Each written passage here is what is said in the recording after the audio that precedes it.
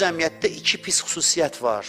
Batil sözə meyilli cəmaətsiniz siz. Boş sözü dildən dilə nəql eləyib inanan cəmaətsiniz. Xoşunuz gəlir şaiyə inanasınız, əsassız sözə inanasınız. Əsassız sözə inanmaq içəridə bir mərəzdir, xəstəlikdir. Bir cəmiyyətin içindəki əsassız söz daha sürətlə yayılır. Xanım Zəhra deyir, bu Mədinə cəmiyyəti belə idi.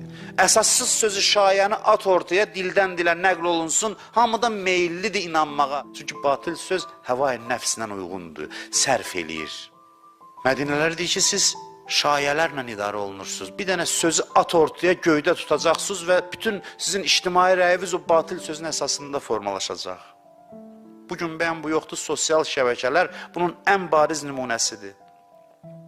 Mən dəfələrlə görmüşəm, bizim dövlətə, xalqa, millətə zidd olan sözləri xaricdən özünü azadlıq beşiyi adlandıran dövlətlərdən elə mahir şəkildə onların əl-altıları vasitəsilə tamam əsassız bir sözü necə yeridiblər və dildən dilə ötürülüb və insanlar onu tirajlayıb. Bu çox təhlükəli bir xislətdir, xüsusiyyətdir. Batil sözə tələsməyən cəmaat olsa məsum qərib olmaz.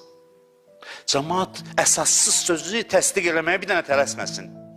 Batil sözə tələsən cəmaatın içində haqq söz eşidilmir. Bu cəmiyyət özü ilə məşğul olmayan cəmiyyətdir. Tərbiyə almayan cəmiyyətdir. Şayə deyən kimi bir-birinə baxır. Gördün? Nəyi gördün? Gördün mən deyirdim. Şayəni belə göydə tutur. Bu yandan düz söz deyirsən, deyir, nə bilim valla. Dəlilün nədir buna? Ay namərd, o batil sözə şayiyə dəlil istəyirdin. Niyə onu kör-körana təsdiqlədin? Haqq sözə növbə çatanda, deyir, nə bilim valla. Mədinə cəmiyyəti bax bu idi. Bunu gərək araşdıraq ki, belə bir cəmiyyət səbəb olur ki, Həzrət Fatimənin səsi qulaqlara çatmasın. Xanım Zəhra nə gözəl danışıb, nə mahir şəkildə o cəmiyyəti tərif eləyib. Deyir, ay cəmiyyətə zərbə vuran, pis işlərə göz yuman cəmaat. Bu da ikinci xüsusiyyət. Bəzi işlər var, ona göz yummaq lazımdır. Görməməzliyə vurmaq lazımdır. Övlad tərbiyəsində bizə deyiblər ki, göz yum övladının səhvlərinə. İki dost arasında bir şey olanda deyir ona göz yum.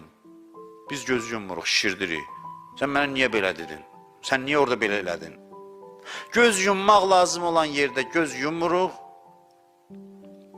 Göz yummamaq lazım olan yerdə göz yumur. Bu bizə aid deyil. Bizim cəmiyyət, mən bu gün də dedim, şükür olsun Allaha, bu dövrdə göstərdi özünü ki, bizim cəmiyyət doğrudan da yaxşı sözlərə layiqdir. Amma yanında nöqsanları da var.